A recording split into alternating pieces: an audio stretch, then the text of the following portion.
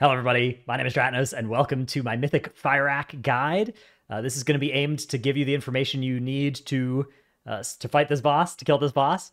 Hopefully, it'll be pretty interesting, even if you never plan on doing that. But I do want to start by saying that I'll put in the description below all of the weak auras and stuff that are useful for this, along with logs of my guild's kill that you can take a look at if you are interested as well.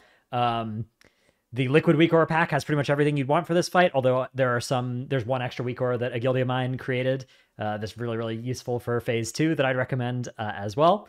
And yeah, there's a lot of nasty weak aura stuff, especially in the first intermission, but I did want to break this video down into parts, so we'll not talk about that just yet.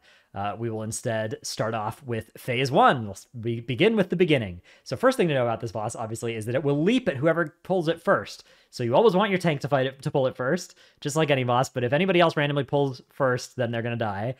So as a tank, I was pulling it like 1 on the countdown timer instead of 0, just to make sure that wouldn't happen, because otherwise people would yell and get mad.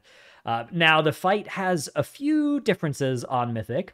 First off, we have the frontals, but whenever the frontals happen, whenever the boss does a frontal at the tank, there will be 3 images that come out and also do frontals. These images spawn pseudo-randomly around the boss, but they won't spawn in the fire. They'll avoid the fire. And they will aim at the closest person. And the way that works is they'll wind up for a little bit, and then they'll take aim at that person, and then they'll shoot their frontal in that direction. So what we actually do is we have players with each of these frontal sets assigned to bait these frontals. That's why if you see on the weak aura here from the liquid pack, it says bait frontals is the next thing. And that means that our ranged here are looking for where they spawn, right? They see where these are spawning, and then somebody's going to run next to it, right? See here? Running next to it and actually aiming it away from the raid. Because if you don't react to this, instead, they're just going to aim towards the nearest person who might just be in the clump of your raid and then send a frontal right through your raid. But if you do this, if you have people looking for these frontals and trying to bait them, it's a lot better. And we actually frequently assigned entire parts of the room. It's like, okay, when we move to this area, you're going to be responsible for looking in this area. You're going to be responsible for looking in this area. And you're going to take these ads if they spawn there and aim their stuff off harmlessly into the middle of nowhere. The other thing you want to do is you want to have a call that somebody can make if that gets screwed up and is shooting one through the boss.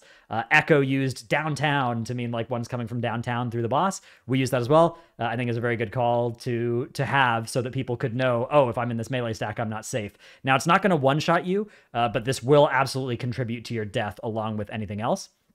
Other important thing throughout this phase, people are getting these flame debuffs all the time. These need to be dispelled. I think the liquid weak aura pack will glow raid frames and assign a healer to each person to dispel them. Everybody's life is made a lot easier the more dwarves you have in your raid, because each person with dwarf can click that stone form button and remove all their stacks. In this phase, you don't want to dwarf too aggressively because they're coming out all the time, and you want to let your healers have a chance to dispel, so the weak aura will yell at you to dispel yourself if you get over like 6 stacks. And I, as a tank, I actually modified mine so it would only yell at me over 10 stacks because I felt pretty safe at 6. So, okay, first things first, frontals come out. Does a moderate amount of tank damage here. We do our tank swap here. Again, this just straight up copied from Echo. And then we're placing our first 4 firestorms. And you see we've created this little L-shaped pattern. It's actually pretty helpful to do this exactly this way. If you end up filling up more of the middle of the room, for instance, it will mean that you have less space later. If you do this differently than this, it's going to be annoying later, basically. It will make the rest of your phase more annoying, and it will make it not look consistent. So you do want to try pretty hard to actually replicate this. Liquid used a slightly different strategy for where they place these, but if you want to copy the Echo one, this is it. And I actually have the Echo raid plans that I will show you. This is exactly where those are intended to be dropped, and ideally melee players will prefer this side, ranged players can prefer this side, but that part doesn't matter as much as just getting them in these 4 positions is really nice, because then we are moving the boss on over to here, over to the edge of the room, and this is going to be the first Mythic soaks after these frontals. So again, look at these frontals. Frontal ads are spawning. One of our evokers is up ahead and is going to take this ad and aim it off to the side, right? And we have now all of these ads just aimed helpfully away, none of them going through the actual raid. That saves a ton of damage. Now, Mythic soaks are coming out. These soaks are 3 swirlies. They're private auras, so you can't assign them, but you do want these 3 people to spread out in these left, middle, and right positions here. And that is the easiest way to set this up. We actually did assign different people to soak left, middle, and right. You want at least like 5 people in each of these soaks to make it not too much damage on each person within the soak. And if you stand in a overlap, if you stand in the Venn diagram, right, the part where 2 are hitting you, you're going to get hit by both, and you're going to take extra damage, much more damage. Like you take 200% increased damage, I think, from the second one.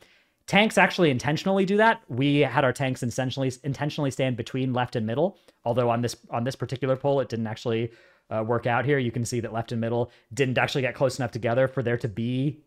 Well, maybe we got in the Venn diagram there, but no, it looks like we didn't. I press AMS there, so the extra damage doesn't even affect me anyways. All right, now we have our first blazes of the fight. Blazes are consistent throughout this entire fight, and in this phase, they mostly serve to kill you if you get hit by 2 or more and other damage.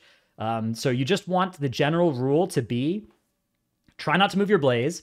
If you have to move your blaze, move it as soon as it spawns and then plant. But ideally, just move along your blaze if you need to move. And if you're going to be getting hit by multiple blazes, hit a defensive. That's the other big thing with these blazes.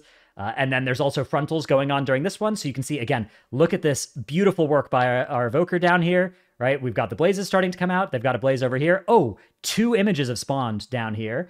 And they notice that and bait both of them just harmlessly off towards the edge rather than running in towards the raid and baiting them there.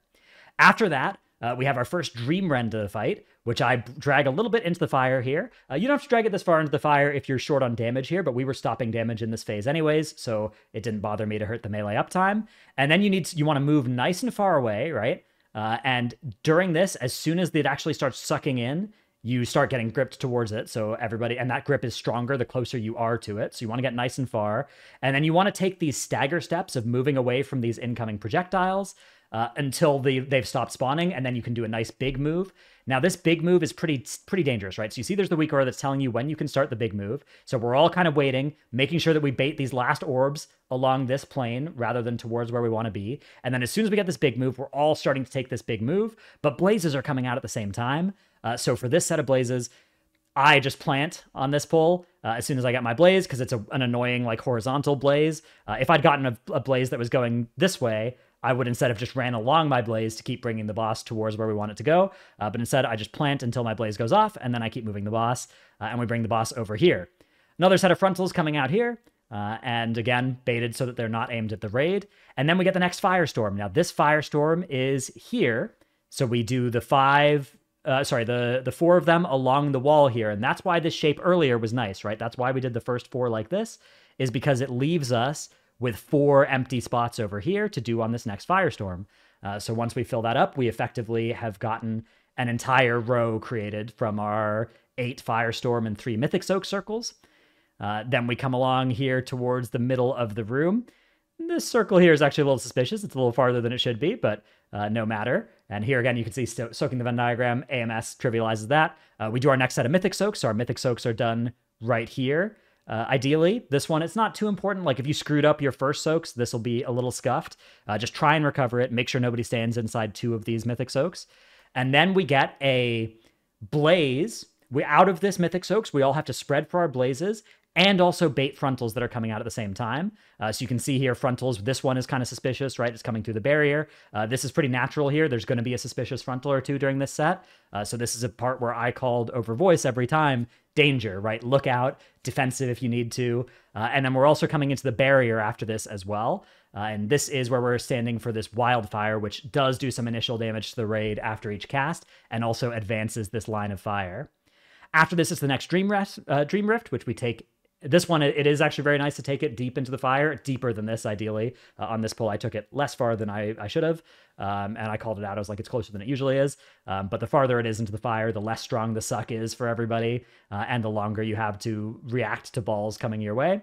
Again, we bait all the balls that we can in a nice, coordinated, slow stutter step towards the edge of the room, and then we start moving as soon as they are all done. And again, it's straight into frontals, so we take the boss over here by this root, and we're just now in a phase of getting ready to push the boss. Frontals are coming out here. I see that one is coming through me, so I hit my AMS because I don't want to move the boss's frontal. The boss's one is aimed on me, and I would rather just take the extra damage rather than risk hitting somebody who's unaware of me spinning the boss, so I always will just pop a defensive if one's aimed at me here. And then we get this Firestorm cast. Now, the boss pushes at 70% health.